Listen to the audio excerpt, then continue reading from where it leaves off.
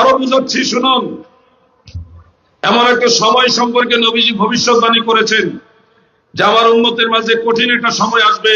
ভাই ভাইয়ের কাছে নিরাপদ থাকবে না, সন্তানের কাছে তার পিতা নিরাপদ থাকবে না, পিতার কাছে সন্তানরাও নিরাপদ থাকবে না, প্রতিবেশী প্রতিবেশীর কাছে নিরাপদ থাকবে না।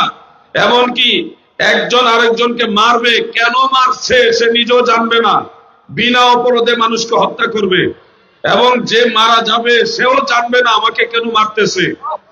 বিনা অপরাধে মানুষ মারা যাবে।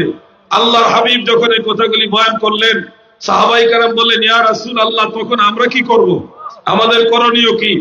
অর্থাৎ ওই সাহাবীদের জমানাতে তো কঠিন ফিতনা ছিল না, ওইটা তো আমাদের যুগের সম্পর্কে নবীজি বলছেন।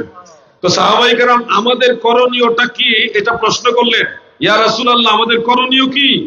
আল্লাহর হাবিব বললেন, তোমরা তখন ঘরের ভিতরে থাকবে আর জবানকে লাগাম দেবে, মানে বাড়তি কোনো কথা বলতে যাইবা না, নিজে আল্লাহ বিল্লাহ করবা মসজিদের ভিতরে থেকে।